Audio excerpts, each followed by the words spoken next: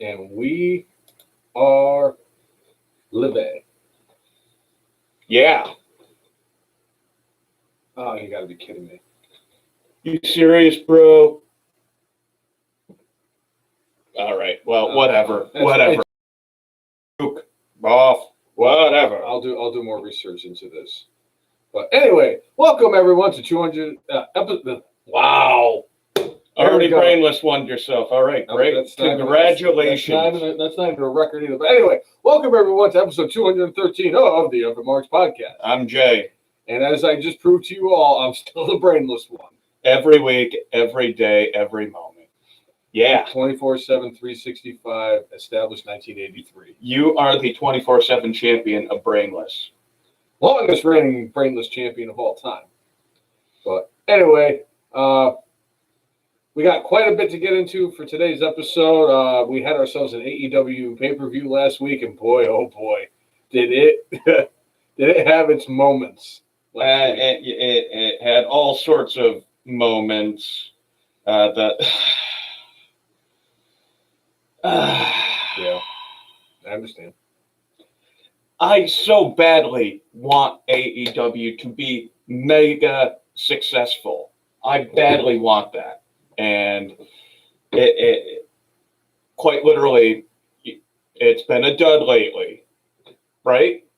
Am I right? I would say the last good show that the AEW has had was the Brody Lee Memorial Show, and that's pretty sad that that's what it was, the last good show that they've had.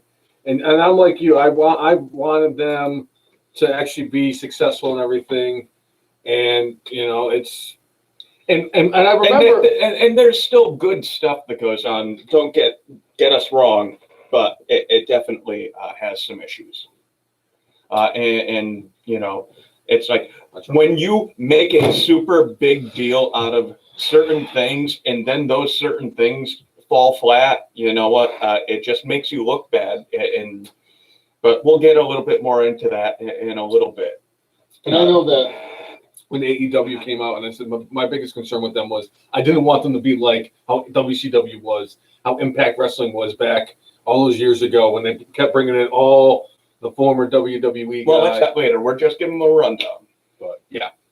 All right, so we have Andrade, who has not been seen on WWE TV for quite some time, who is reportedly requested his release from WWE. And WWE has denied him his release.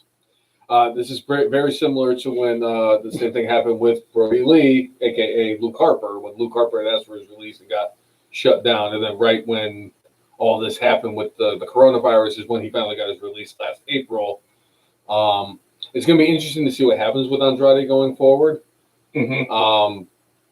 There was not a rumor. I think Charlotte actually in an interview stated that she pitched a storyline of having been to be paired with Andrade, and obviously the Queen holds a lot of sway within the company. Whether that happens, I'm not sure. Speaking of the Queen, though, her father not involved in a storyline. Actually, we have a little story to share. We're not going to tell you exactly who, but somebody that a friend of ours we know actually got to party with Ric Flair this week. The limousine riding, jet flying, kiss stealing, wheeling dealing son of a gun. He actually bought them a bottle of Dom Perignon. It's like all right, Nature Boy still naturing it. Woo! Exactly. So there's that. NXT had a couple of ginormous announcements this week. One in regards to the actual NXT as a whole, and another one in regards to the upcoming NXT takeover that's going to be happening around the same time as WrestleMania. Should we just get into that real quick? Yeah, why not? Well, the first announcement that they made was there's going to be a 2-night NXT takeover the week of WrestleMania.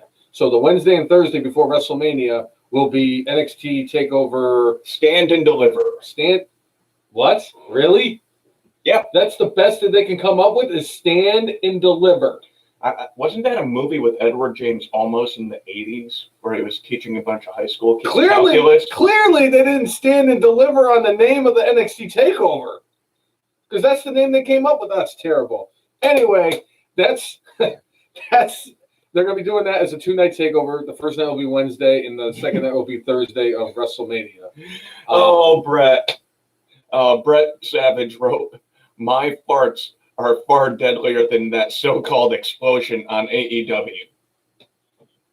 Yeah. You know, speaking of that, and speaking of AEW and farts, one Paul White, in an interview this week, told of a story of when he wrestled Brock Lesnar in Cape Town, South Africa. When I saw this thing, I was like, apparently Paul White, a.k.a. The Big Show, ate something that did not quite agree with him. And he ate an F5 from Brock Lesnar that night, and in the process of eating the F5, he crapped himself. He shit himself. He shit his britches.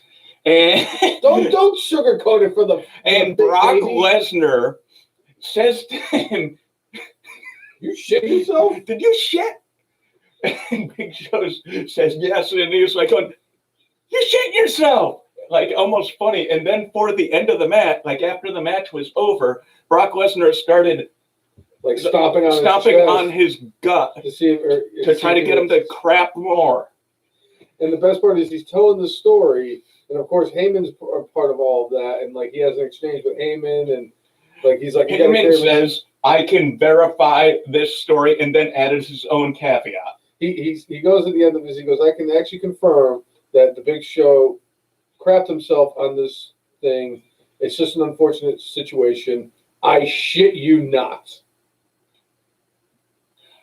And he also said the Big Show had a fart that lasted 3 minutes and stunk out the entire state of Alaska.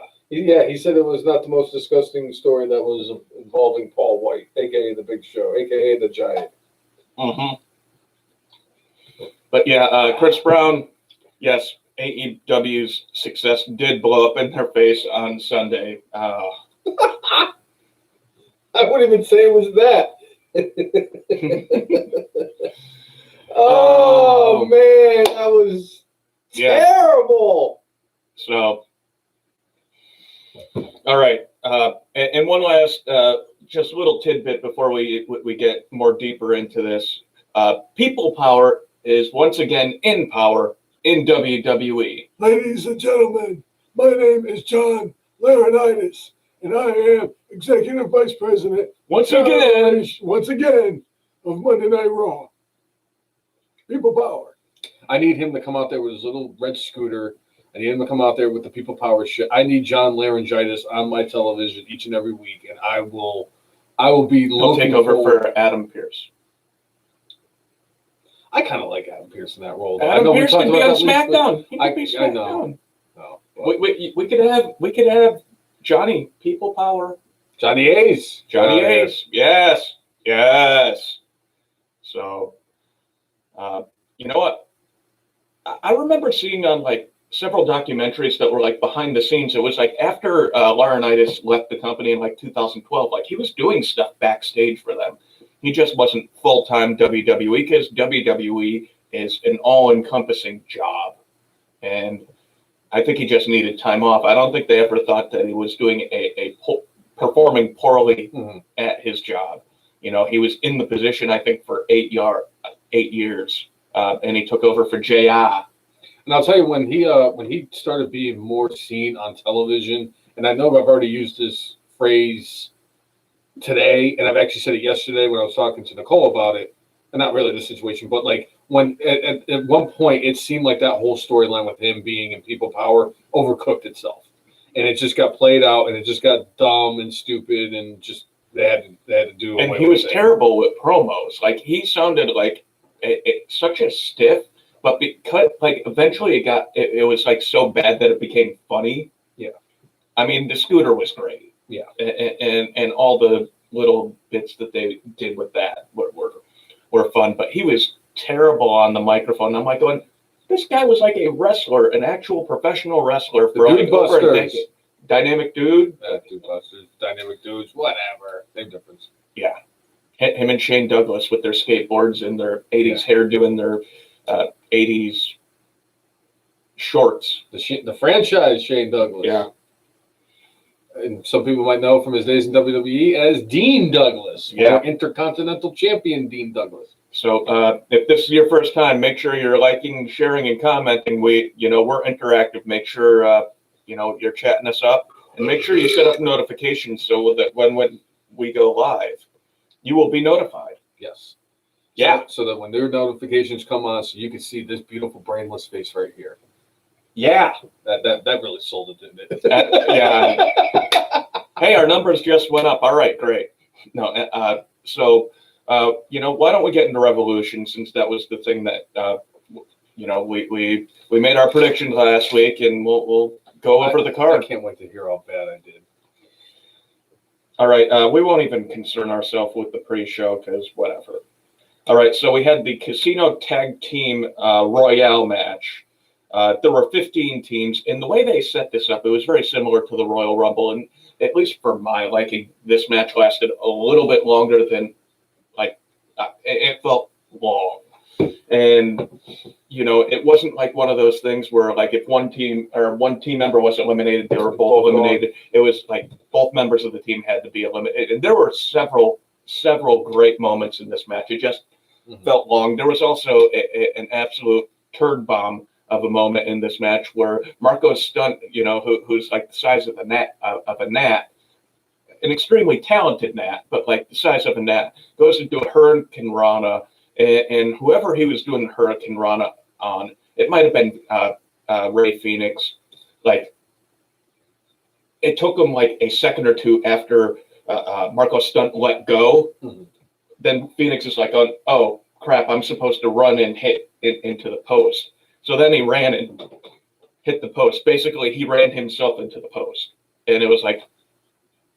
And that was obviously, with everything that happened during the main event, that was not the worst of this whole evening.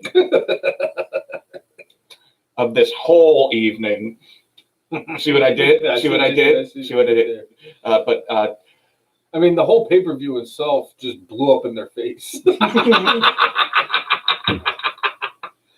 Oh, shit. The answer, my friend, is blowing in the wind. Like the Big Show in Alaska.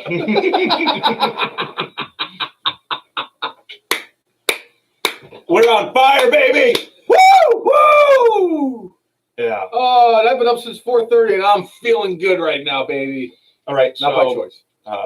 At the end, we ended up having Pac and Ray Phoenix win this thing. I was a little surprised by that. I mean, nothing against like Pac and Phoenix winning it, but I really thought this was going to be their chance to give Pride and Powerful an opportunity to be the next team up, especially after what happened later on in the show when MJF and the GOAT of GOATs, who's goated more than GOATs have ever goated in the history of GOATdom, Chris Jericho, lost to the Young Bucks in the tag team. Which led to what happened on Wednesday, and we'll get into that later. But I really did think that Pride and Powerful, who I think is a very underutilized tag team, who has a lot of potential to be a great team for them. Sky's going to be the limit for them, but nevertheless, I'm glad to see Ray Phoenix, a hell of a performer. But it was great the last two between him and Jungle Boy. Yeah. Like the battle that the two of them had was phenomenal. Phoenix did this insane suicide dive where he ended up in the first row. He ended up going over the barricade. Damn. He hit Jungle Boy, but his momentum was so much so that he went into the front row. It was absolutely incredible. You had lots of incredible moments in this match, but having Phoenix and Pac win this match, and I forget the name of it's Death Triangle, I think. Something like that. I enjoy the name. I think they're a really great possibility of a great faction. They have all the pieces to make it work. Maybe this is this first step to get them to be something. All right, Chris Brown, what the hell could you possibly have that you're going to make me lose it? I mean, I'm a very even-keeled, calm individual. It takes a lot for me to lose my shit, wouldn't you say? Sure. I can't wait until you sit there and hit your hand onto I'm pretty sure I put that there. I could be wrong. You possibly. I am wrong. I don't think I'm that strong. And one other thing that happened during this match, and I don't know, it seemed weird and sudden, but you had QT Marshall turn on the Nightmare family. I forget the name of Billy Gunn's sons, but they're a team, and they're part of the Nightmare family. And QT Marshall decided to eliminate them. That caused, the Natural to get ticked off at QT Marshall. Hey, they're on our side. What are you doing? QT Marshall kind of argues his case, saying, "Hey, we're going for the tag team titles. They're in our way." QT Marshall ends up Mil Mascarising himself, and or Randy Macho Manning himself, although Macho Man was said to still be in the match, even though he eliminated himself. But he ended up eliminating himself from the match and spitting at Dustin. I want to tell you this much, Jay. That I understand why QT Marshall did what he did, because he's right. This is a battle royal. This is every team for himself. I'm sorry. I don't care if you're a faction or not. It kind of makes me think of the Royal Rumble back, I don't know, probably like the late 90s, early 2000s, when Rikishi was still part of Too Cool, when he had the Scotty 2 Hotty and Grandmaster Sexay in the ring. They did the dance. They did the dance in the ring. And then after he did the dance, Rikishi eliminated both Scotty 2 Hotty and Grandmaster Sexay. At the end of the day, it's every man for himself. There is no teams. There's no friends. There's no unity. It is every team. It was every team for himself, obviously, in this situation. But in Battle Royals, it's every man for himself. Because it's always the last man that survives. It's not the last group. You're going to enjoy what Chris Brown just posted there. All right. During Chris Jericho's match, I was looking at Twitter to see what people were saying about the match, and someone posted that the way that Jericho looked during the match, that Jericho reminded them of Vigo from Ghostbusters 2. If you only knew. If you only knew. Go ahead, Jay, tell him. All right, in the Brainless One's house, right above the TV in the living room, is a picture of Vigo the Carpathian. Oh, that is tremendous. I love that. That was fantastic. Chris, you know what? I might actually have a late addition as a possibility for my good for this week, was just that comment right there. That is fun. That was some funny shit. That's such good shit, pal. But yeah, I do actually have a picture. Like I was very hell-bent. I mean, there's a backstory to that. I don't really want to get into it or anything, but like I do actually have a very big, I think it's a 24 by 36 picture of Vigo the Carpathian. Yeah. Very impressive. Yes. I got to get a frame for it, by the way. So. All right. So we had Miro and Kip Sabian going against Orange Cassidy and Chuck Taylor. Now, before the match, Miro and Kip Sabian beat the holy heck out of Chuck Taylor and Orange Cassidy, but specifically Cassidy. Cassidy actually was not able to start this match. Cassidy willed himself out to the ring at one point. Because that's what goats do, Jay. They get their asses kicked and they still go out there and perform. So in the end, though, with this match, Miro puts on the accolade and gets Chuck Taylor to tap out. And one of the things that they brought up, and it's clear that they're about to push Miro more as a singles competitor. They talked about how Miro is undefeated.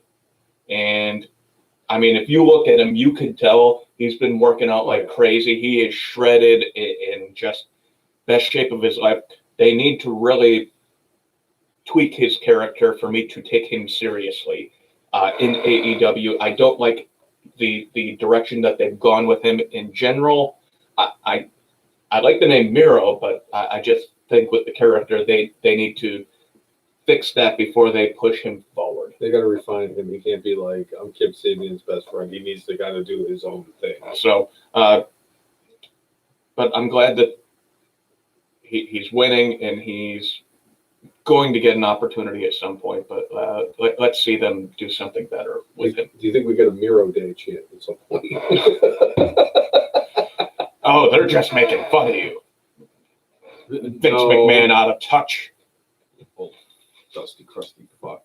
Yeah, I was surprised that I got that one wrong too, because I really thought but it makes sense because they, like you said, they are kind of doing something with Miroslav or whatever the hell his last name is and everything.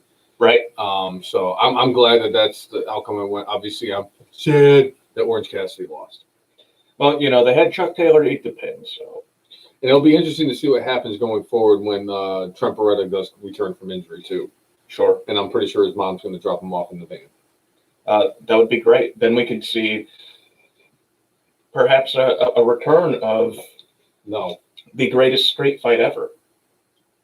Oh. Pride and Powerful versus the Best Friends was like.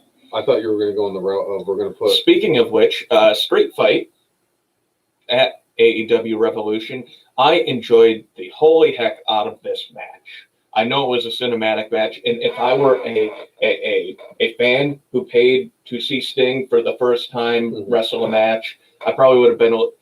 I know that they said, "Hey, it's going to be fought in an undisclosed location, not at the ring," but like when they announced Sting was having his first match back, and if I bought my ticket right away, and it's like I watched a large TV screen. Mm-hmm.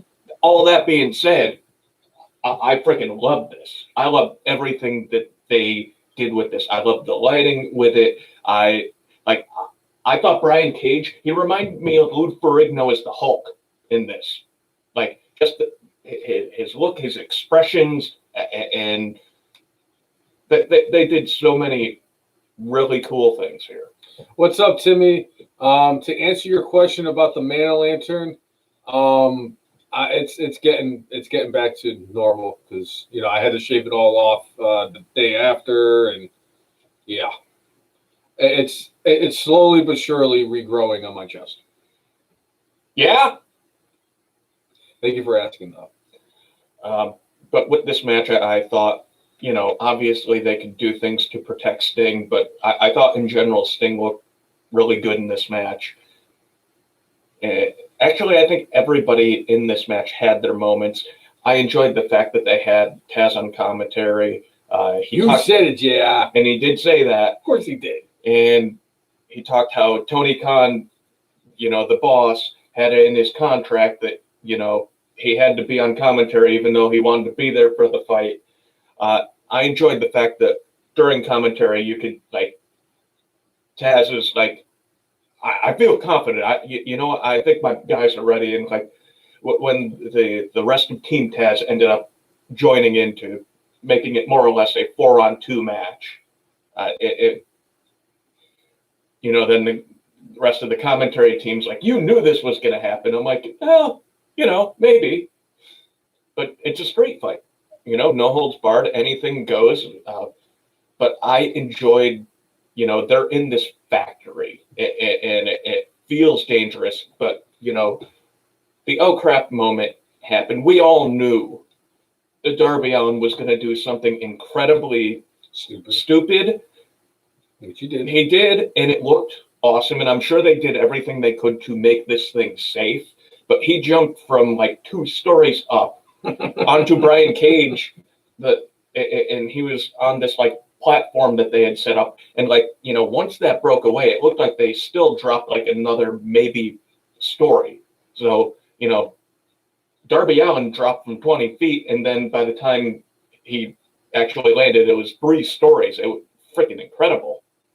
Yeah, I am scared to death of that for that kid though. He's gonna hurt himself. I don't want to see him. Paralyzed.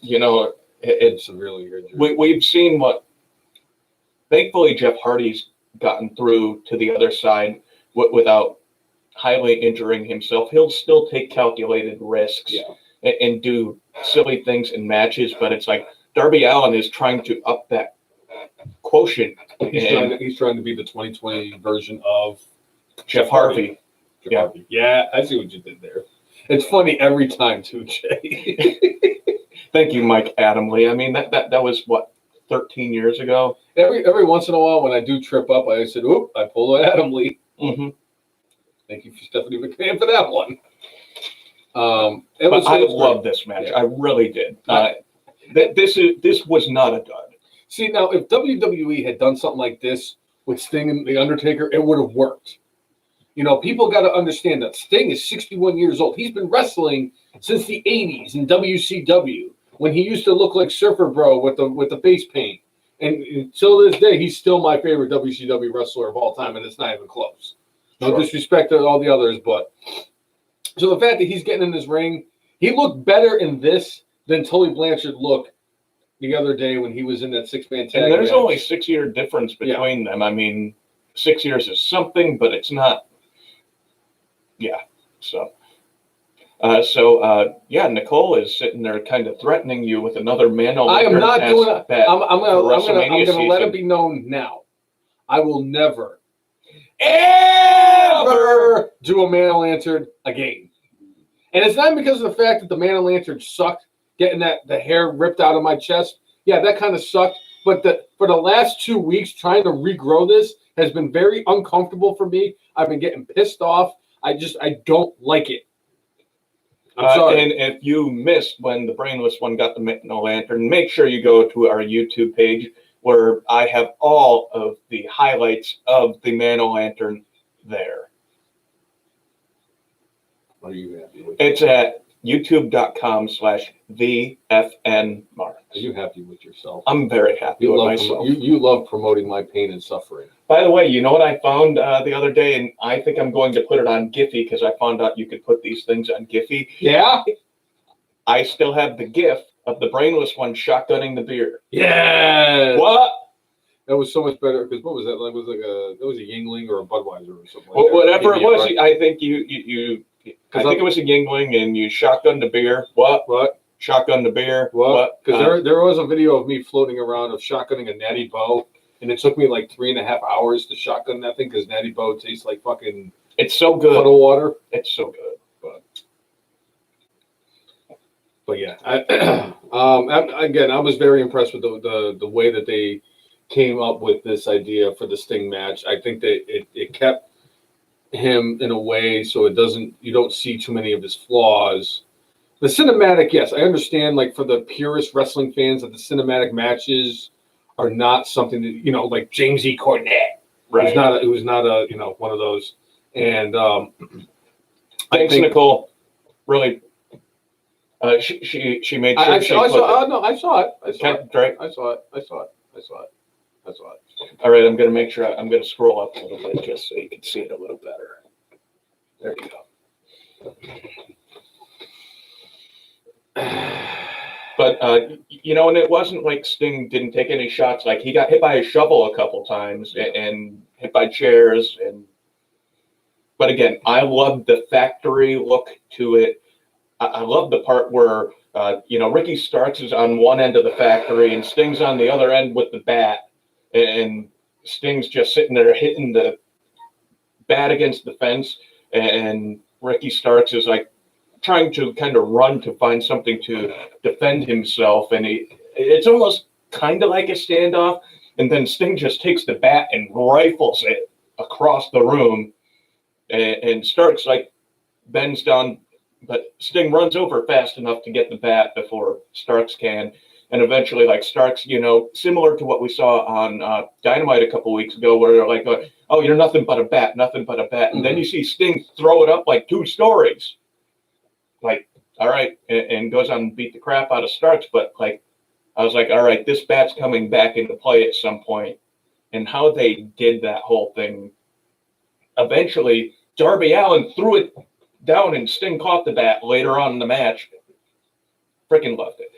Check out this match. It is a cinematic match that was, well worth its while. It was much better. Like, you had some that were duds. Like I wasn't a huge fan of the Braun Strowman Bray Wyatt one in the Swamp. It was okay, but it was not anywhere near. It wasn't the Boneyard match. It wasn't the Firefly Funhouse, which was just fantastic. It wasn't, Total Deletion. Yeah. Oh, yeah, that too. Final Deletion. I will tell you right now, I'm one of those people that, yes, as much as I love the purest wrestling matches, I still love being entertained no matter how you deliver it. And that's exactly what was the whole Sting, Darby Allin versus the Taz connection. And I thoroughly enjoyed that. I was very impressed with the way that AEW was able to produce a match of that caliber. And I'm glad that they did it. And I'm glad that Sting looked strong still. Yes. So Sting ended up getting the pinfall on Ricky Starks here, hit the Scorpion death drop.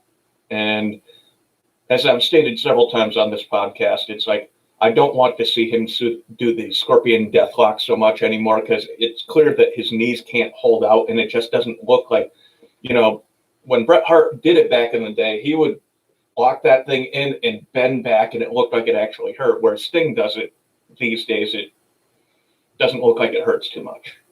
So, anyway. yeah, Exactly. You know what? This next match was one of my favorites of the night. Hikaru Shida versus Ryu Mizunami.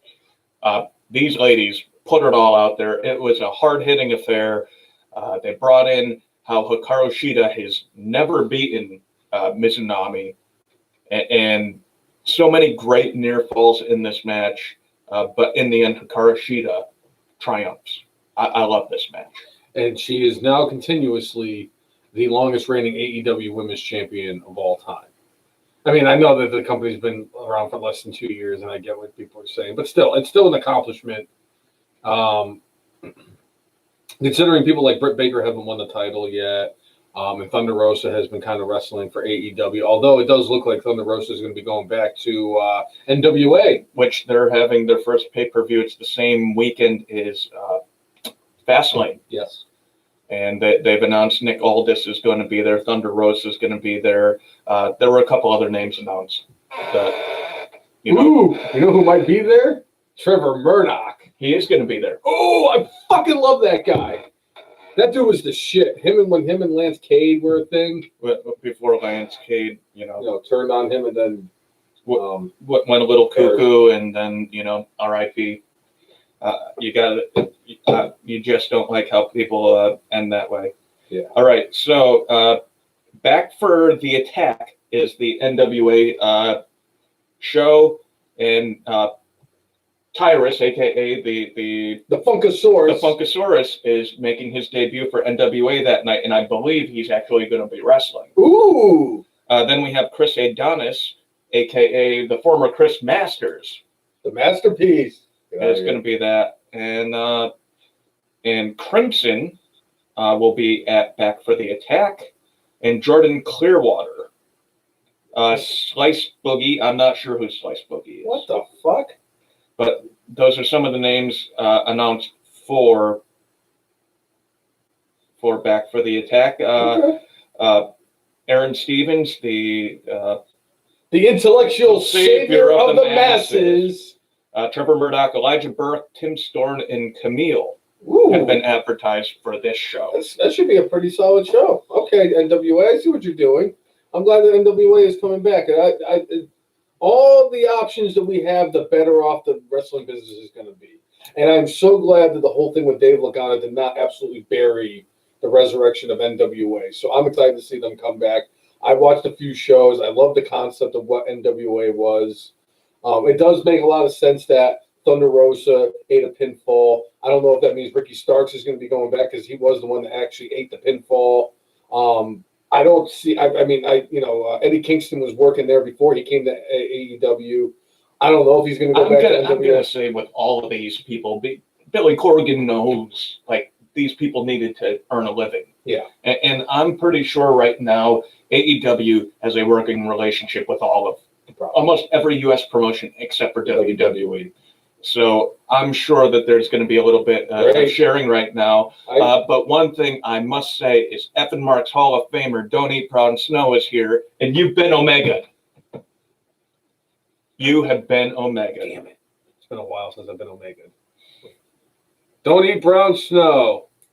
F and Mark's Hall of Famer and an OG, baby. Yeah. If I was going to get Omega by somebody, I'm glad it's you. All right, so then we had a Face of the Revolution ladder match. They had a TBA, and the TBA was the Ego, Ethan Page. I don't know a ton about Ethan Page. I just know that he was in Impact, and I think more known for being a tag team specialist than anything. But, he had a decent showing in here. I did enjoy that, they're a little jab at Vince McMahon here. Apparently both WWE and AEW like to Throw shade at each other. yeah, and be a little petty, but that they were all reaching for the brass ring in this match. But in the end, you and I were correct in our prediction. Scorpio Sky went over in this match. There were certain moments in this where it looked like Lance Archer was going to win, and there was a moment in this match. We had Jake Roberts go in there and do the short clothesline in the match, and the crowd popped super big for seeing Jake do that. I thought we were about to see a DDT, but then Jake ended up getting beat up and escorted out of the ring. But it was nice to see Jake have at least a moment where the crowd got super hyped for him. And, one thing that I will say that is lacking right now in his partnership with Lance Archer is we're not hearing Jake the Snake talk very much. And that is his strength. I don't want to see him, as just, a presentation piece that really has no meaning. Right. He's just there to be there.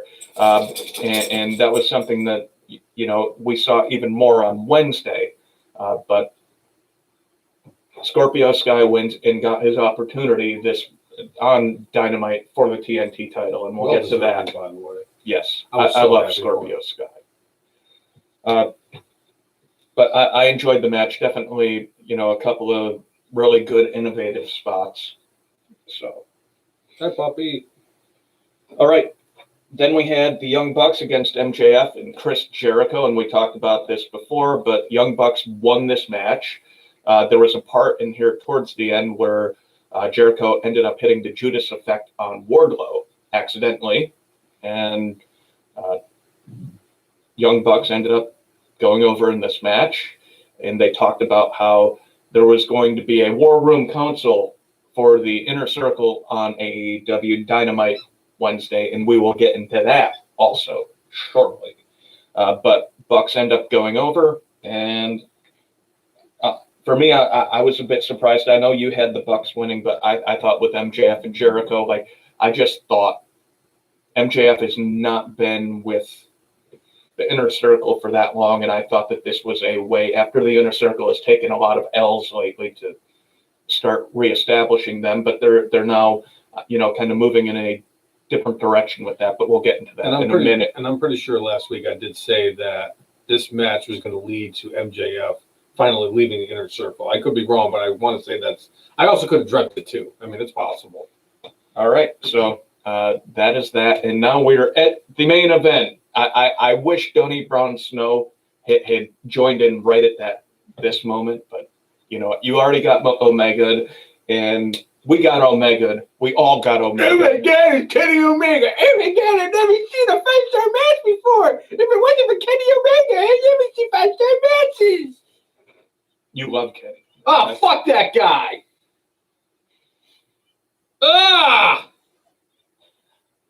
One thing I will say about this match, it's one of those matches where everything that's going on in it,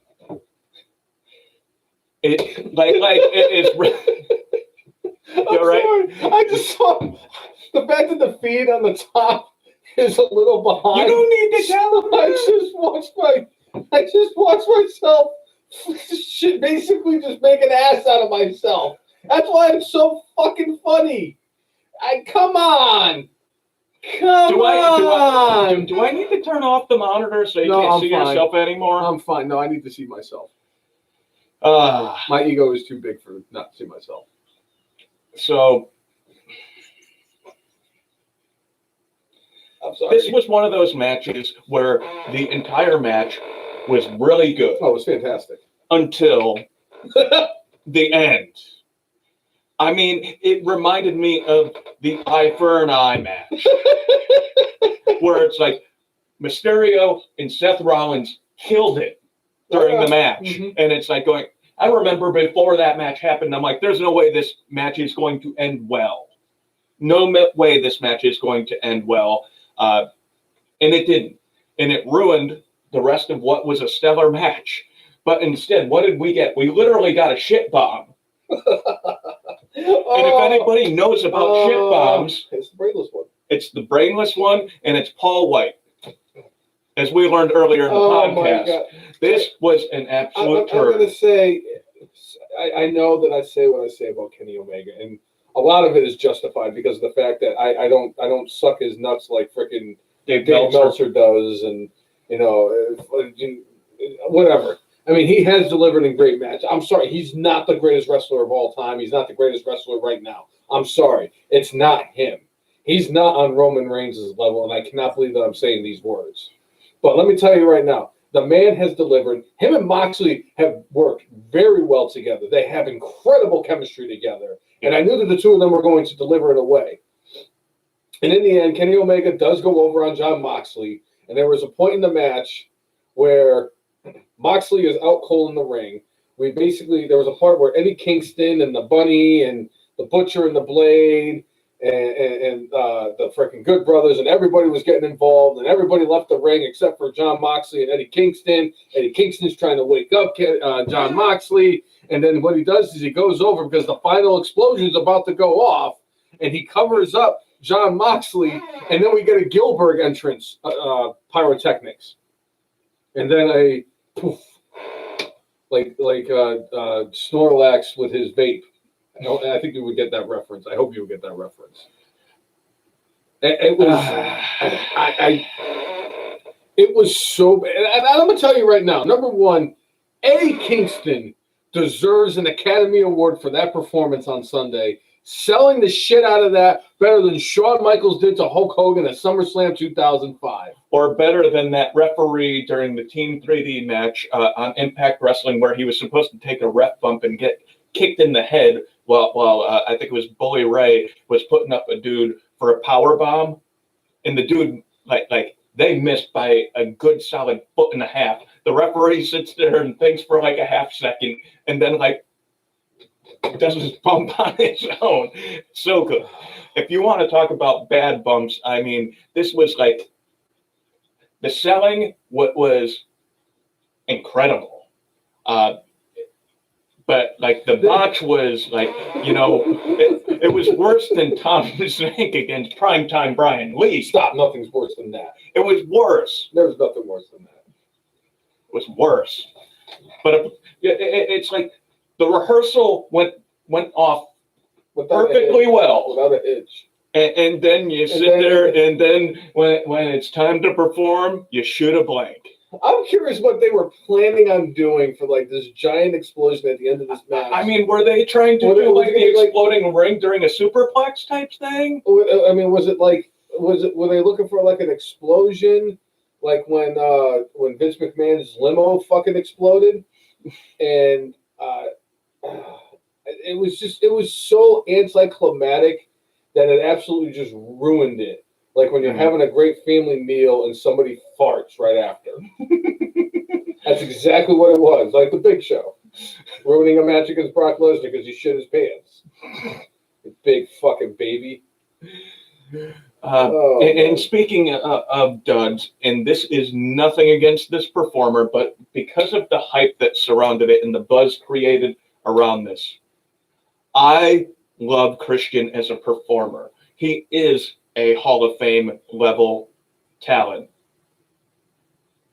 But when you hear Hall of Fame level talent, like, as sometimes Michael Cole refers to, you're thinking of like first ballot Hall of Famer, where I love Christian, and he's two-time heavyweight champion, multiple-time tag team champion. He's won like everything under the sun, former TNA champion. And hell, he was on the winning side of the greatest match, in my opinion, in WrestleMania history. Right.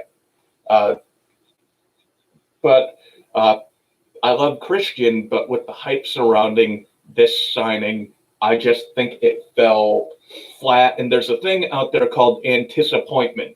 When you sit there and hype something as if it might be the biggest thing ever. And when Big Show made the thing that he took, like when he hyped it on Dynamite, you're thinking, hey, is Brock Lesnar coming out? Is CM Punk coming out? CM Punk came out and said, like, hey, it's not me. But, every time a wrestler has said, it's not me, sometimes it is them. Jericho has said several times, it's not me, and it ends up being Jericho. So I like Christian. I want to see what they're going to do with him. I like the fact that he's going to have an opportunity to end his career and do the things he wants to do with what's left of his career. I know Edge is probably happy and disappointed at the same time. I'm sure he wanted to have more matches with Christian at some point, but I think Christian also realized WWE is going to use Edge as a single star to build the stars of today into something more. So I think Christian just kind of saw that writing on the wall and was like, you know what, Edge will be doing that at least for a few years. And, maybe a few years down the line, when they're a few years older, have taken a few more bumps, Christian will come back and finish his career in WWE and maybe get a couple more matches. Well, one of the things I did hear in regards to Christian going to AEW, so signing with WWE, is that he was going to be utilized more as an in-ring competitor with AEW, where he was going to get on a quasi, full-time schedule, whereas WWE was kind of looking at him as like an attraction type of a thing.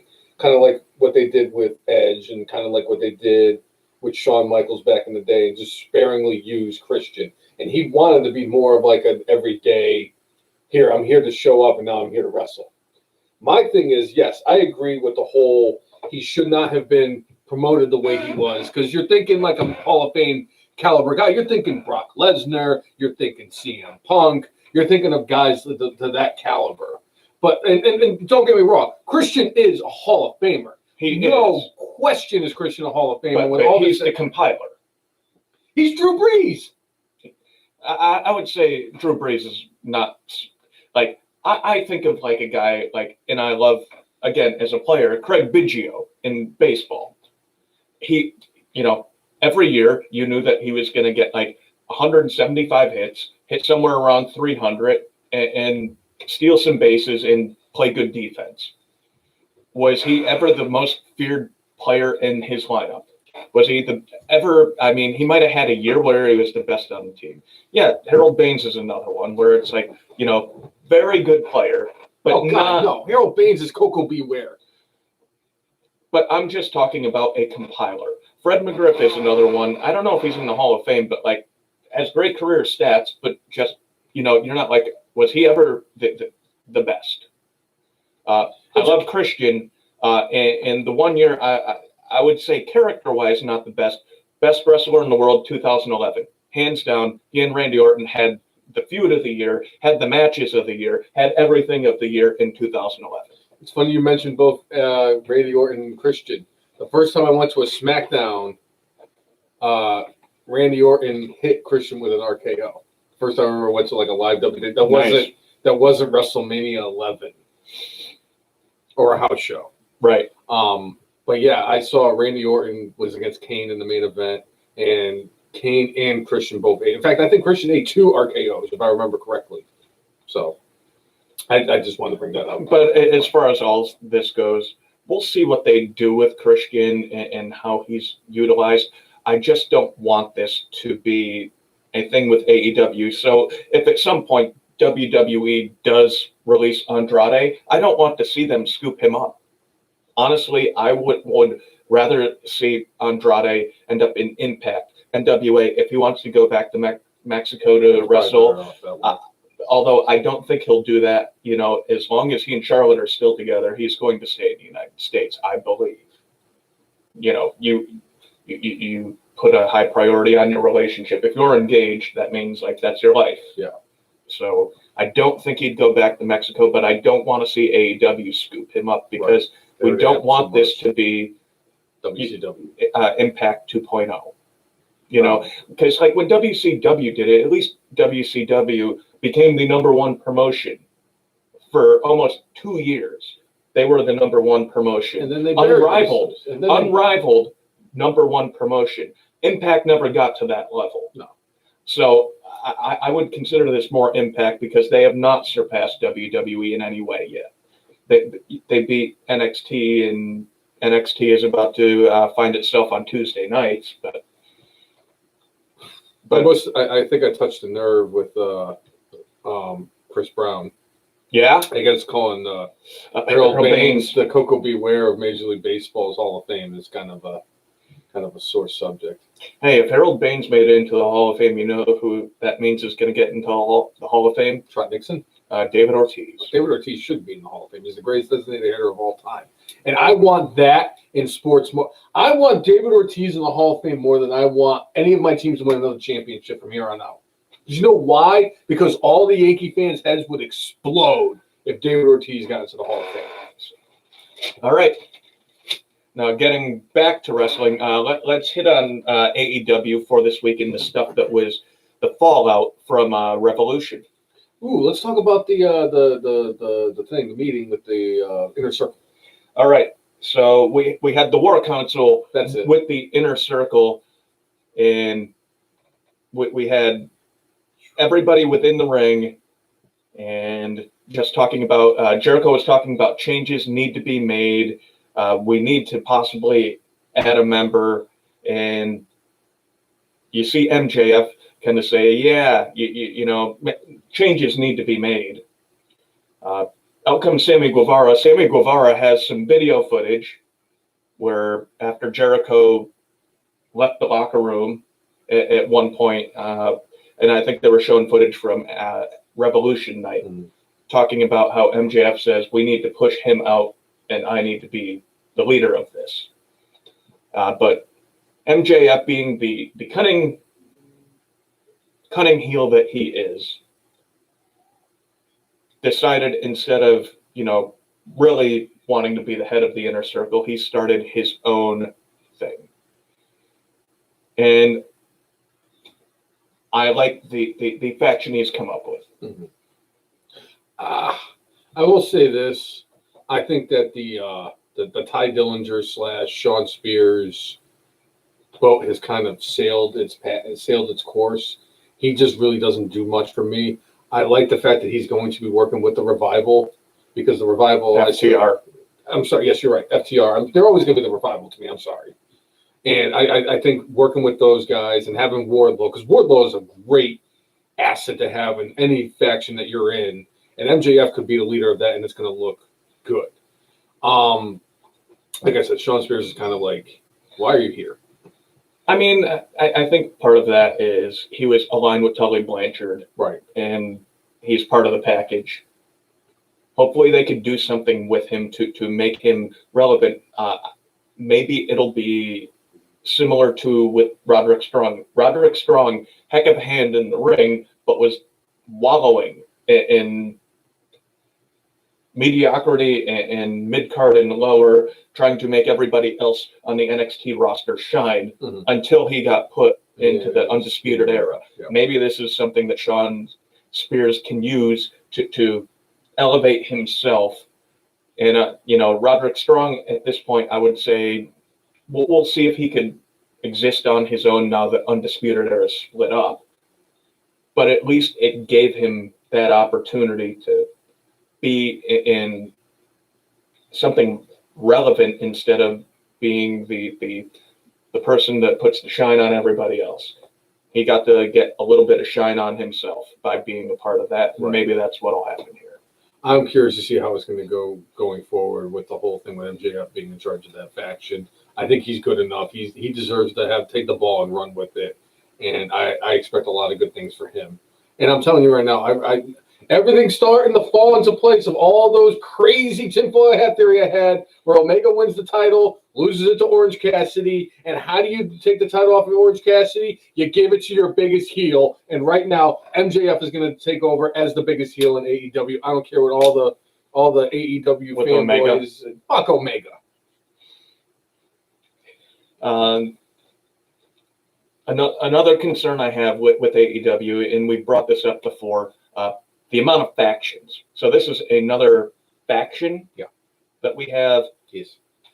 There's factions and there's run-ins constantly with things happening. As much as I enjoy those, if you do them for every match, if you oversaturate it's not special anymore, and you're not surprised by it anymore. You're like, oh, the run-in didn't happen?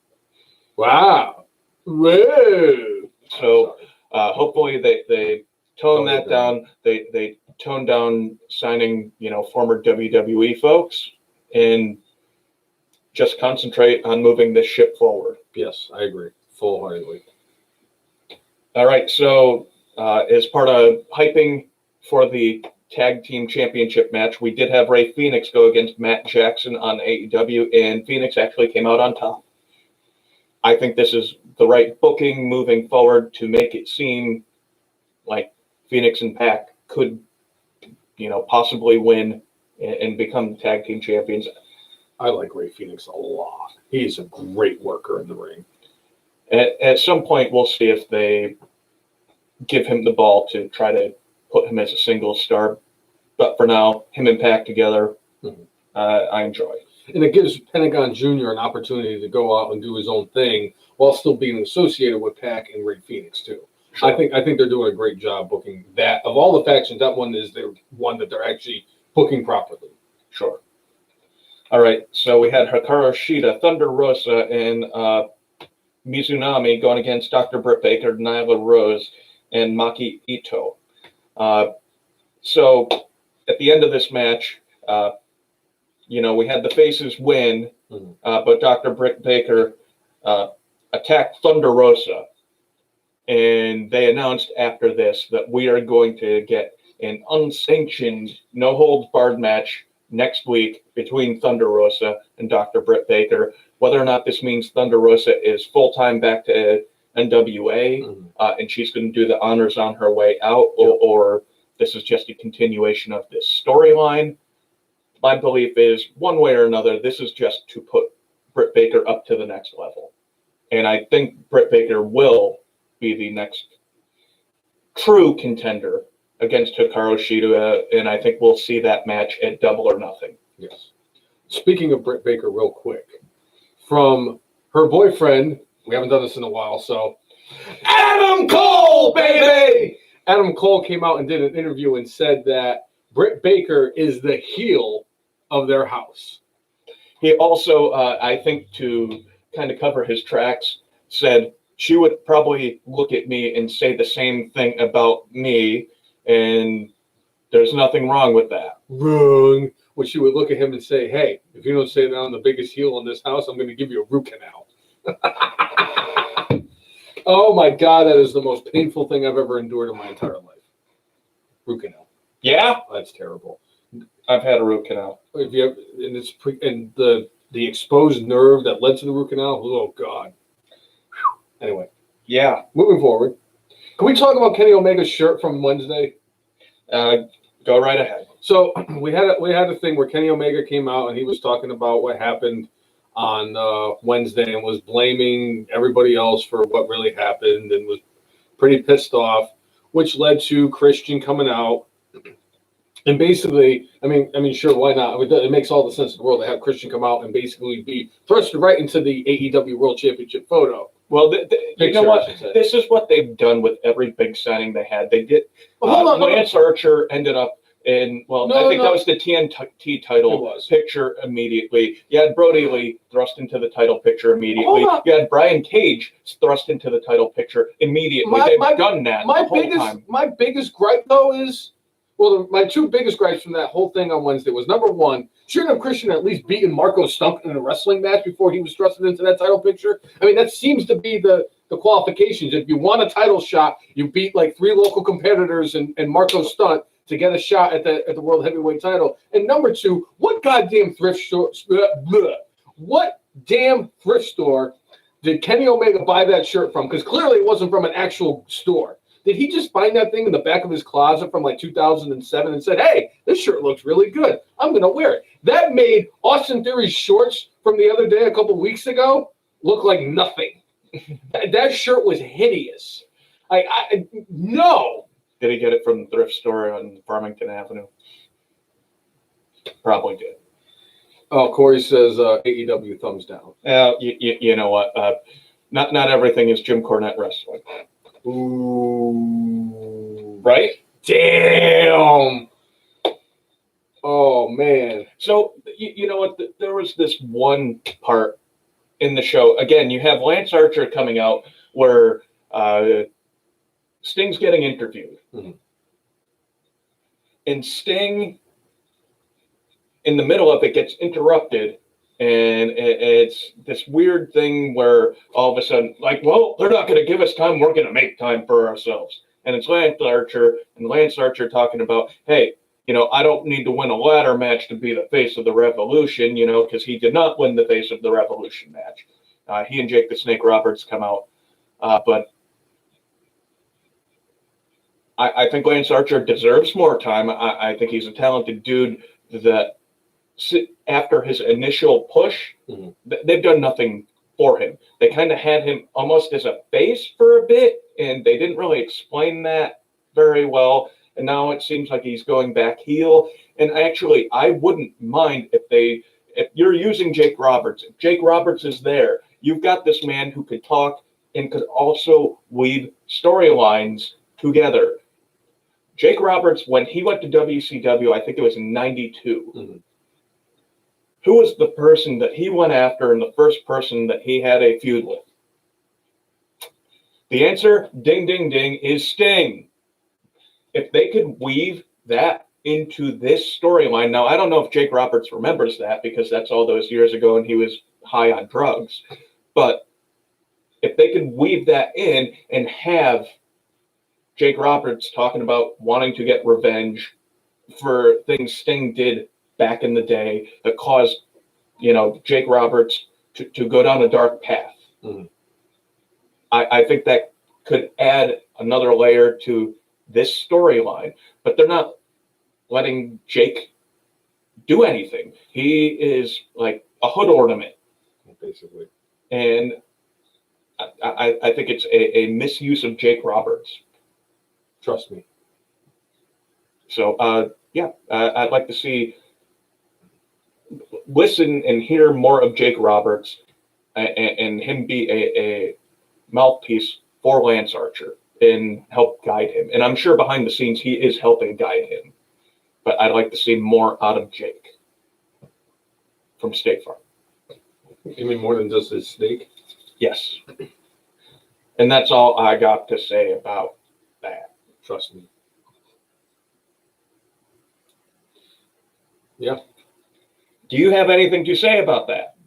Do I have anything to say about that? No, I think that you're absolutely right. You are 100% right on that whole Lance Archer thing. It's like they really, like you said, like since he came in and had when he ran through the tournament to get for the TNT title, and they didn't really do much with him after that. Yes, it was kind of nice that he was involved in the whole Brody Lee Memorial Night and everything like that. He paid homage to him. But it's like you got this guy; he's a monster. You signed him away when you knew that WWE was also interested. It was between him and Karrion Kross. Yeah, and they basically, each one got what they wanted. I think that WWE made out in it because of the fact that Karrion Kross is probably going to be fighting for the NXT title at Takeover, whatever the hell it's called. And you got Jake the Snake. Utilize him. Yeah. We know that Big C's always combative. AEW isn't wrestling. Change his mind. You know what? They have moments where they are wrestling Big C. I'll say with AEW, they tried to be a hybrid of old school wrestling along with new school wrestling. Sometimes it works, sometimes it doesn't. And like I've talked to you about it too, Corey, it's like, they have a bunch of really nice pieces. Like, our fellow state man, Hangman Page, he does wonderful things for them. They have a tremendous tag team division. They have some other nice pieces. Like we were, like even with last night, or on Wednesday, I should say, with what the hell is his name? Scorpio Sky fighting for the TNT title against Darby Allin. Scorpio Sky, who won the brass ring match to get the shot, gets the shot on Wednesday, loses to Darby Allin, and then attacks Darby Allin afterwards. That was perfect. I love the way they did it, and it does look like they're going to be turning Scorpio Sky heel, and obviously now that he is no longer part of SCU. So I'm curious to see how this is going to go going forward. They got a really good guy in him. They're going to do great things with him as long as they continue to book him properly. And with Hangman Page, that's a match I actually completely forgot to mention. Hangman Page ended up winning his match against Matt Harvey on Revolution. So all of Matt Hardy's winnings for the first 3 months of the year are going to Hangman Adam Page. I do not look, if I were his accountant, I would not look forward to the taxes he's going to have to pay next year for that extra money. But, you know, it is what it is. But, you know, Matt Hardy was trying to use Private Party to gain an advantage in this match. And then next thing you know, all 500 members of the Dark Order came out and helped Hangman win this match. There was this really cool part where Hangman gets knocked off the apron and he gets caught by 57 of the Dark Order, all 57 of them, and they spring him back up and he does the buckshot lariat from that. It was a cool moment. That might be the new best finisher in all of wrestling now, the buckshot lariat. It's such a badass move, and I just love Hangman Page. Hangman Page has now become my favorite wrestler in AEW. Not Corey's favorite wrestler who wrestles with his hands in his pockets. Right. Right. One thing I'll say, Corey, about some of the old school stuff they've done. If you watch the dog collar match between Cody and Brody Lee, that was some old school shit right there. Were completely brutal and what was really great. So I'll say that. Yeah. So we covered that. Kingston and Moxley on Dynamite made fun of the dud. They made fun of the dud.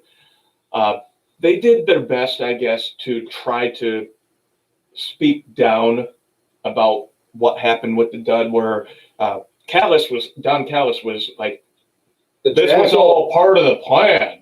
This was all part of the plan. You know, we wanted you to think this thing was going to happen. I'm sorry, bad explanations for when you got things messed up. Similar to with the Lacey Evans storyline.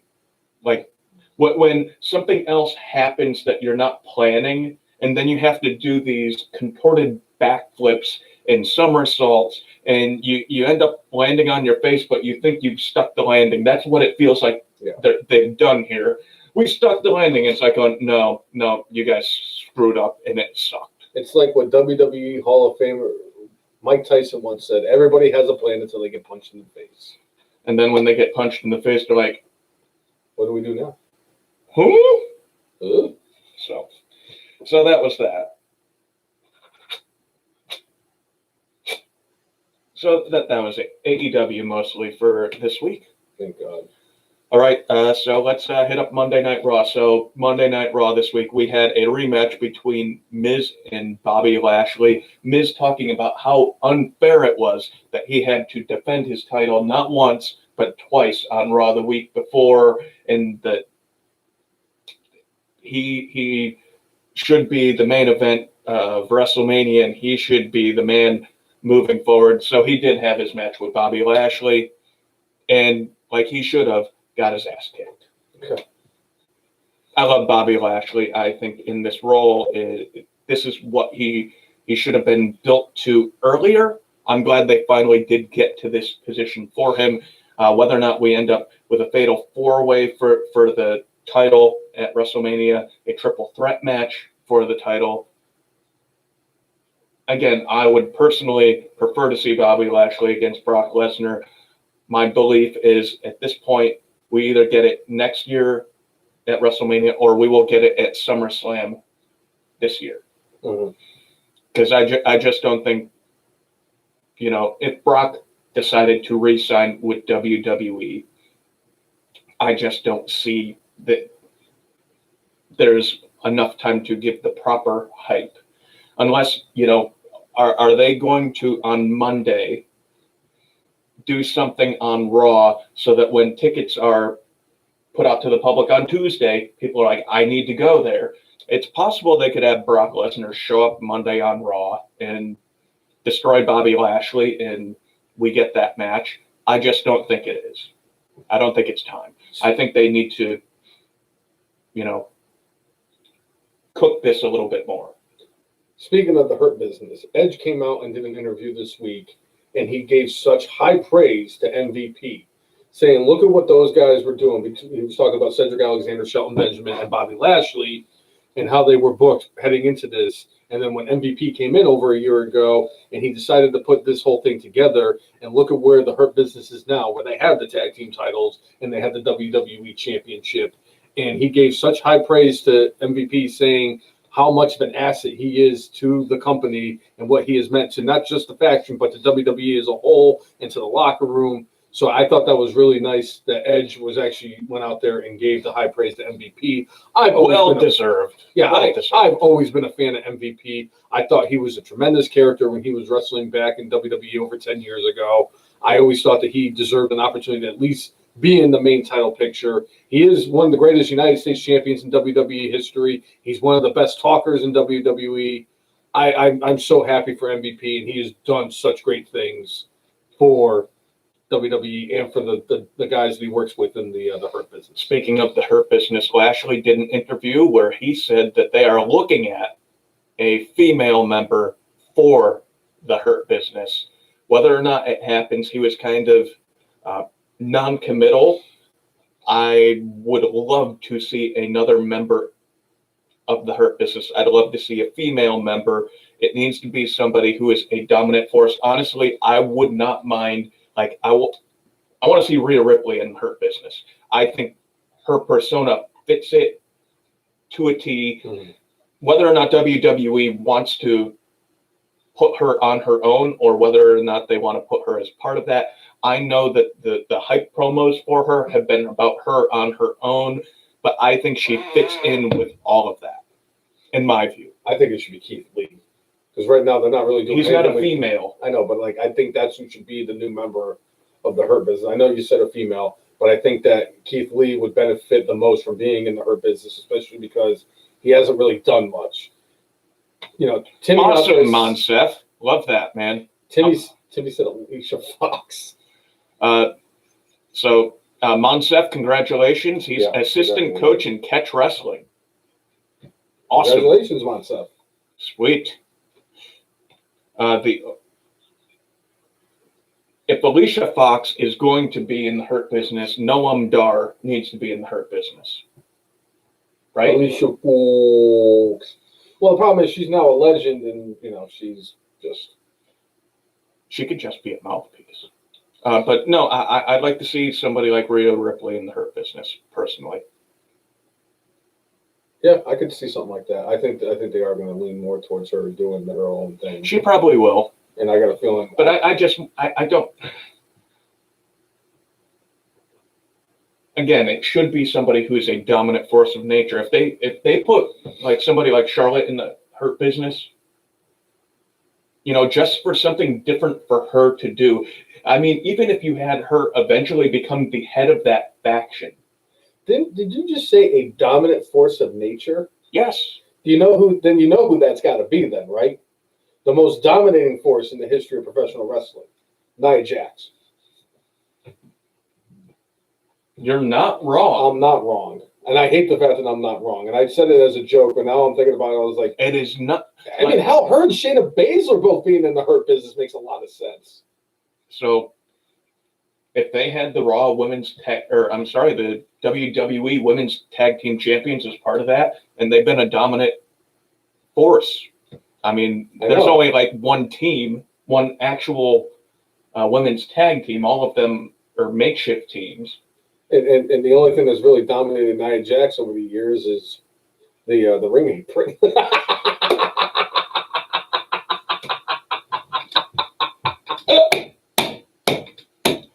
Chris, it's possible that they could turn the EST into a heel, but I believe MVP did an interview where like if they do a faction, he doesn't want it to be just based off of their background, like their culture. Like it does not need to be an African American, just like Nation of Domination back in the day. Owen Hart.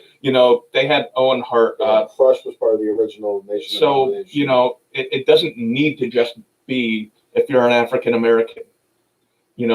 Somebody who fits in with their kind of credo, their mission. So I think there are several ways they could go. I think adding Shayna Baszler and Nia Jax makes a hell of a lot of sense. Yeah. Because, neither one of them is really good on the microphone. And they are a dominant force as a tag team in the women's division. If you give them MVP to talk for them, are you kidding me? Yeah. That would make a lot of sense. And they can make a lot of money for Vince McMahon. So the more I think about it, I like that. That thought I had wasn't as brainless as I thought it was going to be. No, I actually like that idea. We should mark it on the calendar. It's not very often that I have. I'm kidding, Jay. You're not officially marked. I think there's only one thing left that we need to discuss about Monday Night Raw. Absolutely. Slapjack! Yeah! All right, so they have Matt Riddle and Retribution doing stuff, and it's like Matt Riddle is having to run the gauntlet to get to Mustafa Ali. Really? I'm just glad we got Slapjack on TV. And this was a week after we got Matt Riddle teaming up with the Lucha House Party to go up against Retribution, which then led to Mustafa Ali getting a match against the champion in a non-title match, even though you said that was one of the times where it wasn't as egregious of the champion losing to a non-champion. It wasn't a clean pin. It was like, he got messed with by two different people that weren't in the match. And he wrestled a match beforehand. So it's understandable. But the fact that why does Matt Riddle have to run the gauntlet to get to Mustafa Ali? It's like, he's the champion. He should be the one calling the shots, in my view, for this feud. But again, any slapjack is better than no slapjack. It's never not going to be funny until he's gone from WWE. Even then, it's still going to be funny. And when slapjack is gone from WWE, you know what? Slapjack deserves a spot on the wall. Just like Nia Jax deserves a spot on the wall. No, Nia Jax deserves a spot in the hole. You're right. Nia Jax does deserve a spot in the wall. You just pick what part of the wall you want me to put a hole in, and you just let me know, and I'll do it. Yeah? Then Nia Jax will be my hole. Yeah. She's the whole effing show. Shit. Right. One last thing I want to mention about Raw. Sheamus and Drew McIntyre, guys, thank you, putting the bodies on the line and beating the hell out of each other. This is exactly what I wanted from this feud. I knew these guys were capable of this. Mm-hmm. Personally, I thought this should be a WrestleMania match. Personally, I thought it should have been for the WWE title. But if the title's not there and it's not on the line, we're getting these awesome matches. If it leads eventually to a triple threat for the WWE title or a fatal four-way at WrestleMania, as much as I am not a fan of those for a main title, right now Bobby Lashley does not have a super clear opponent for WrestleMania. Mm-hmm. And WrestleMania is only 4 weeks away. That's one thing we discussed beforehand. There are only 2 officially confirmed matches. We see the direction that a lot of these things are going, but if they're trying to sell WrestleMania tickets on Tuesday, they might need to announce a couple more matches. Agreed. And something Nicole and I discussed last night too is that they've overcooked the Bray Wyatt, Randy Orton, Alexa Bliss storyline. It needs to happen. And I think it's going to fall apart because they have their mindset that this is what's going to happen, and in actuality, it's not going to have the same type of a payoff as they were hoping. So, if you're part of the WWE doctoral staff and you're trying to portray this as something that's really happening, if you see a performer throwing up black, shouldn't that person be kept off of TV until you figure out what's going on, because they are not physically able to perform because you've never seen anybody throw up black? I'm going to have to argue with that fact, though, Jay, because we have seen somebody else throw up black. Riddle me this, Cousin Jay. Didn't the Ultimate Warrior throw up black? I think it was green. It was green throw up, but he was bleeding black from his head because of Papa Shango.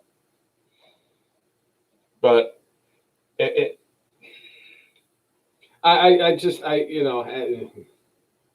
think they're just trying to do whatever they can to just kind of extend this storyline the best that they can and everything. And they're trying to do their best. And they're expecting this giant payoff where the Fiend's going to return at WrestleMania. And they think he's going to return to a thunderous ovation. When in actuality, people have just been waiting for so long for the Fiend to make his return. And it's not going to be to what they expect. and people are not going to be as excited for the Fiend. We shall see. I think whatever expectations there are for WrestleMania this year, WrestleMania might be the second large event that will actually host a pretty decent sized crowd in quite some time. I think there are people that are so hungry to get out there and watch something that even if Vince McMahon had the Big Show plop a turd in the middle of the ring during WrestleMania, people might cheer because they've been stuck in their damn houses for a year. What's going to be crazy about the fact that WrestleMania is an all-weekend thing is they're going to have more people show up for the 2 nights of WrestleMania than all the Tampa Bay Rays games attendances for the entire month of April combined. For the last 30 years. Throwing shade at Tampa Bay because it's funny. And true. It's funny because it's true. Ha ha. So those are the things. So we'll see what they do as far as the road to WrestleMania coming up. Obviously, it looks like we're going to get Shane McMahon versus Braun Strowman. It looks like we're going to get Seth Rollins either versus Cesaro or Daniel Bryan possibly. It's going to be interesting to see what happens with Daniel Bryan because what happens at Fastlane is going to determine that. I think that somehow, some way, Daniel Bryan ends up finding a way in the Universal title match in the triple threat, which would then really piss me off if it's a triple threat for the Universal title and then like a triple threat or a fatal four-way for the WWE title. The way they could work this where it actually makes sense to the storyline is Edge finds a way to cost him or cause some sort of no contest at the match. That would be the only way they could book it where it makes sense, where he gets inserted. Otherwise, Edge should get to call his shot and not have to have other people involved in his title match. And which is interesting about that is that last night they announced that for Fastlane, there's going to be a special enforcer for the Daniel Bryan versus Roman Reigns match. Jey Uso will be going one-on-one with Edge for the first time in their careers. And it's the first match that Edge will have on SmackDown in 11 years. And the winner of that match on SmackDown next week will be the special enforcer for the Roman Reigns versus Daniel Bryan match. It's going to be Edge. Edge is going to win. He's going to be the special enforcer. Which means that that's the perfect way to get him and find a way to get Daniel Bryan inserted in that match. So we shall see. Well, things will become clearer shortly. I can see clearly now the rain is gone. All right, so we talked about that a bit. Go to SmackDown. I mean, we already hit most of the important things on SmackDown just right then. One thing I did want to add, we had Big E returned last night on SmackDown, the Intercontinental Champion. He got attacked by Apollo Crews, where he had the stairs thrown on him. He was out of action. He came out, tried to sell it and everything, took all the freaking bandages off. Asked Apollo Crews to come out there and challenge him for the title. And since Apollo Crews didn't answer him, he issued an open challenge. So Baron Corbin's music hits, and he was making his way to the ring, and he was about to say it. And then Sami Zayn gets on the microphone and goes, "I accept. I fucking love Sami Zayn. Are you kidding me? It is fantastic." And the fact that he's got the camera crew with him, I'm digging that shit. I love Sami Zayn. Sami Zayn keeps shooting himself to the top of my freaking power rankings of all wrestling. And the guy is fantastic. Him and Big E had a match. Big E, no surprise, went over in the match in his return from his injury. And then he promptly got beat up by Apollo Crews again. And I believe they officially made that match for Fastlane. Yeah, it was actually, I saw it, I think, this morning. So it's official. But yeah, I wanted to bring up his Big E did return. Right? Yeah. I think that's good. I think that's most of what happened on SmackDown. The only thing I'll say is Edge had some heelish tendencies when talking with Daniel Bryan. So again, are we going to get heel Edge, and what's he going to do for Daniel Bryan at Fastlane? All right. So we'll quickly go through NXT. We did announce that they are going to do a 2-night NXT takeover the week of WrestleMania. I'm excited for that. Looks like they have like the seats planted for about 3 matches. It looks like we're going to get Karrion Kross, who never lost his title, going against Finn Balor. We're going to get a little tick tock from Scarlett, and Karrion Kross possibly getting a chance at the title that he never lost, and the match that they're going to have, it's going to be great. And another match, also since we did bring up Finn Balor did defend the title against Adam Cole on Wednesday, ended up, retaining the championship. But we also kind of got the seed planted for a Kyle O'Reilly versus Adam Cole, baby. Oh, I can't ban that from happening on the podcast. I'm sorry, it's got to stay. All right. I as much as it doesn't make sense, with him being like the super dick heel now, but anyway. But Kyle O'Reilly did attack Adam Cole after the match with Finn Balor. Basically, it's leading to O'Reilly versus Cole at TakeOver. That match is going to be fucking insanity. I can't wait. I'm probably more excited for that than any other match that week. I think that might be the main event for night one. It could be. And I think it's going to end up being like a blood feud. It's not going to be like it's going to have like no disqualification, no count out. It's going to be a street fight or last man. It's going to have some kind of stipulation on it. And I think that's what they should do. Sure.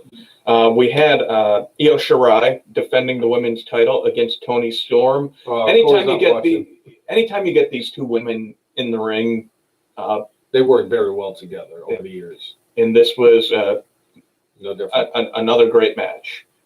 Toni Storm ends up losing this one. This is the first time Io Shirai beat Toni Storm.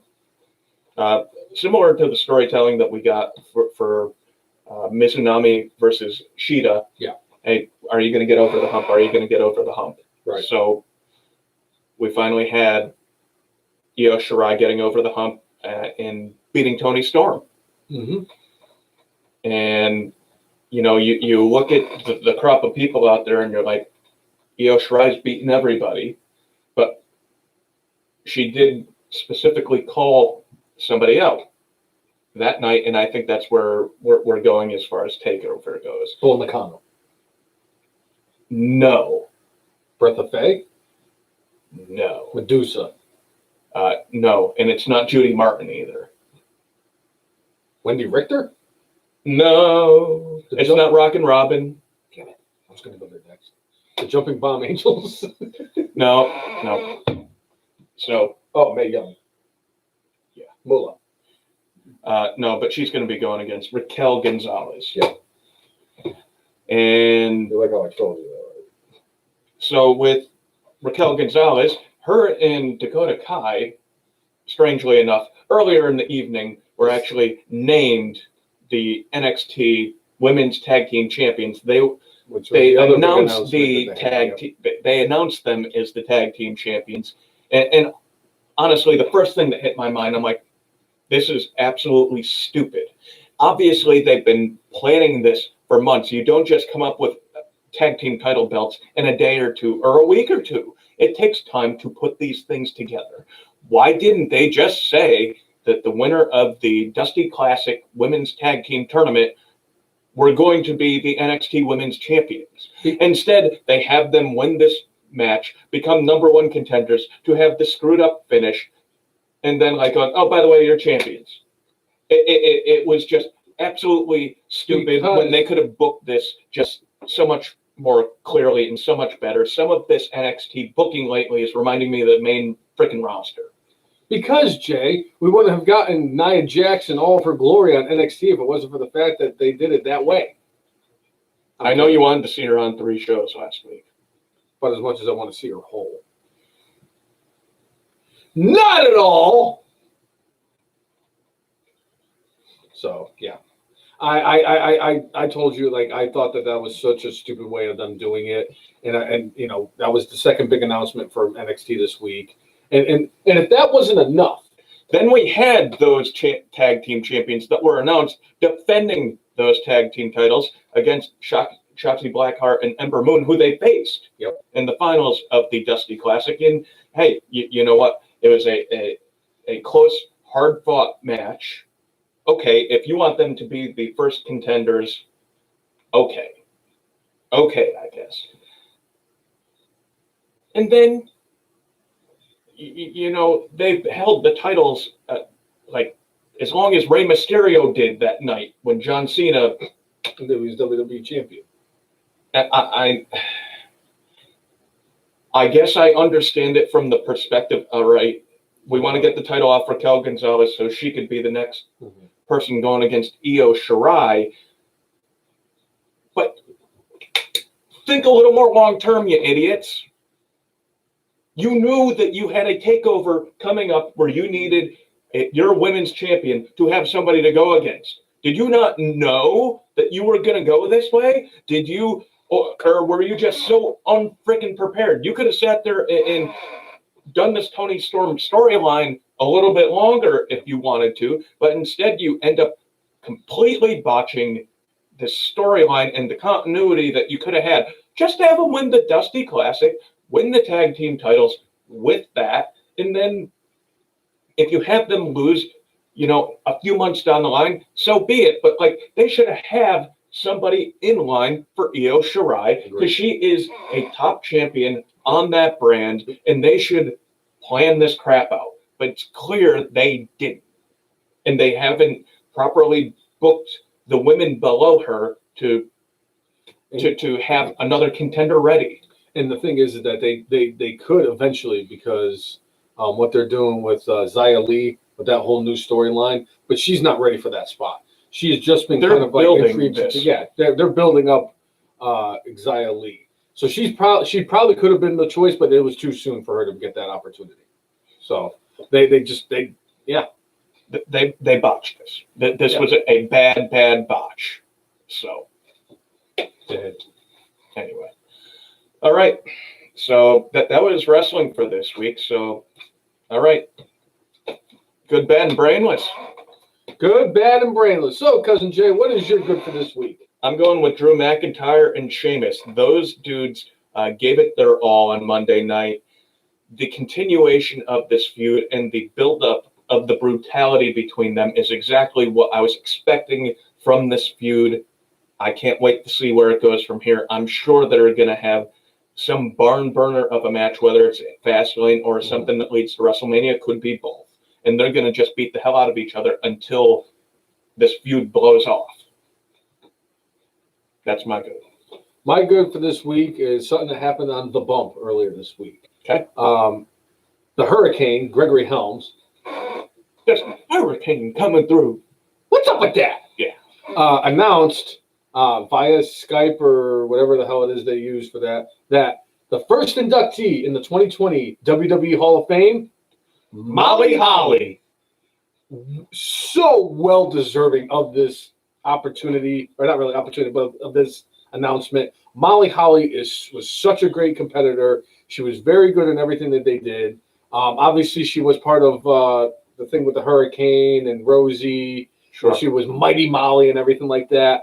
A great women's champion, an icon. She took part in the Women's Evolution pay-per-view. She took part in the first Women's Royal Rumble. Molly Holly is well deserving of this Hall of Fame induction. She should have gotten it before Tori Wilson, if we're going to be honest. But either way, the fact that Molly Holly is in the WWE Hall of Fame, I am extremely happy for, because I love Molly Holly. And this was such a well-deserving nomination for WWE Hall of Fame. Yeah. They got this one right. Absolutely. Especially because she's still alive. Sorry. Right. So what's your bad for this week? I'm going with the dud. I'm going with the dud on Revolution. As much as this could have been the brainless, you could plan for things, and you know what? Life happens, crap happens, where it doesn't go off as well as it should. And that is the only reason. See, it all leads back to what we talked about at the beginning with Paul White. No, you said you kind of segue to the dud and how yeah. So I'm just gonna say with that, stuff goes wrong, but when there's an element of chance, I'm not going to blame EEW for something that they planned for that went well during rehearsal. It went off poorly during the thing. I'm not going to give them a complete pass, but I'm not going brainless because if they planned this and they didn't do a rehearsal and then I'd be like, "Oh, this is the brainless." No, to me it was just like, all right, shit happens in life, move on. But yeah, it was terrible. My bad for this week goes to the NXT Women's Tag Team Championships that they just announced. Yes, and I did announce it the week before, that whole finish. The whole finish? Because of Nia Jax, get it? Where they the Raquel Gonzalez and Dakota Kai lost the tag team title match to Shayna Baszler and Nia Jax, and that was my brainless for last week, because why is Adam Pearce being part of this? So I'm carrying it over to this week. And why is the person who was not legal in the match able to be pinned? Right. So the fact that they came up with the NXT Tag Team Championships for the women's as like a consolation for them losing the tag team titles the way they did. So they put the titles on Raquel Gonzalez and Dakota Kai just so they can drop them to the team that they beat in the finals of the Dusty Rhodes Classic. I agree 100% where that should have been the final goal of the Women's Dusty Rhodes Classic. It would have made for a much better storytelling. I don't know why they waited when they waited and all that stuff. I really wanted to make this my brainless this week, but I'm going to give it my bad because my brainless is. I feel like my brainless is more deserving than this. Okay, so your bad is my brainless for this week. And the reason why it's my brainless is a conscious decision was made here. A conscious decision. With the dud with AEW Revolution, again, that was just like, sometimes things don't go off as planned. This, on the other hand, was something where somebody made a decision. Not only did they make one decision, they made multiple decisions that were really terrible. And it just shows that they don't have a plan for this. And I expect this fully from the main roster. But NXT, for the most part, has been pretty consistent, at least as far as delivering on long-term storylines and having long-term storylines set up. Yeah. This, on the other hand, is just a complete crap show. Let the big show. He could be the crap show, Jay. I like it. Yes.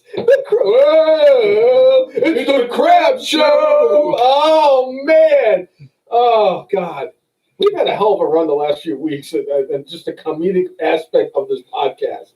Which is funny because my bad was your brainless. Your bad is my brainless. All right. I'm sorry. I have to give my brainless to the dud that happened at the end of it. And it's not because of the fact that it was a dud. It was a dud. Like I said before, you can take a turd, you can cover it in sparkles, put a bow around it. At the end of the day, guess what? It's Kenny Omega. It's still a turd. So the fact that, that dud at the end of Revolution last week was just fucking bad. And then the fact that Kenny Omega had to come out later on and say, I didn't like the way the thing ended. And then getting all butthurt. I'm like, fuck you, Kenny Omega. Fuck you. Just seriously, just go fuck yourself, okay? So you are the main reason why I'm giving this my brainless, because your fucking dirt face, your stupid fucking reign, the fact that you're the reason why that match was the way it was, because you were the one that came out and said it too, Kenny, that you were the one that put this ring together, constructed this whole thing. This was your match, and the fact that it done it the way it did, and then you go and blame AEW for the fact that the way that thing shit itself at the end of the freaking show, fuck you. Seriously. So you know what? No, I'm sorry. It's not the fact that there was a dud. It's the fact that Kenny Omega, who talked about the construction of the ring, talked about how it was going to be foolproof and how this was going to be awesome, and then it shit itself, and then he goes and blames the company. Seriously. I'm so done with Kenny Omega. No, I'm not gonna stoop to a level. I'm a better person than that. I'm just gonna tell you right now, fuck Kenny Omega. Thanks for tuning in, Jessica. I'm glad you got to hear us rant on the things that drove us absolutely bonkers this week. Yeah. And I'm going to tell you what, and if Nicole's watching, Nicole, I hope you're watching, because we are going to make a predictions for the WrestleMania. And you want to talk about that? That's fine. But I'm going to tell you, it doesn't even matter what you do. If I beat you in all the predictions, if you can somehow beat me at WrestleMania for predictions this year, the following Saturday on the podcast, I'll dress up like Kenny Omega.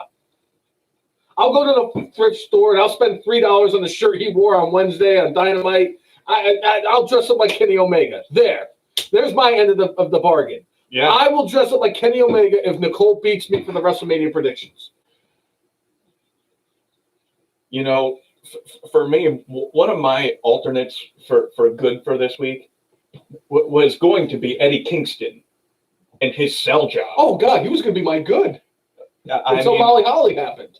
I mean, despite the fact that you had the dud, you had Eddie Kingston, the man, just like when you had Paulie Dangerously and JR and Sting all trying to sell the Black Scorpion to the best of their abilities, but they could not overcome the Black Scorpion on Clash of the Champions 13 F and Mark's Hall of Fame show.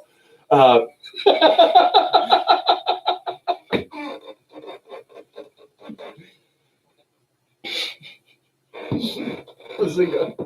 like it. Oh, shit. I won't wear a wig. Here you had Eddie Kingston doing his best to sell this. That's why it wasn't brainless. Because I give Eddie Kingston his, yes. I think once you realize the thing was a dud, you might have wanted to just be like, what the fuck happened? Not like, oh. Like he sold it like a pro. He acted like he just had an A-bomb dropped on him and everything. When in actuality, he should have looked to see if Gilbert was making his way to the ring. And one thing with Moxley and Kingston during their AEW interview on Wednesday is Moxley jokingly said, "Hey, did they get their explosives from Impact Wrestling?" Ooh. And I was like, I hope he said asked them about that. Although I think Don Callis is still the head of everything, so obviously, that they probably cleared that. But it's that was pretty low blow on Impact, but good times. That's such good shit, pal.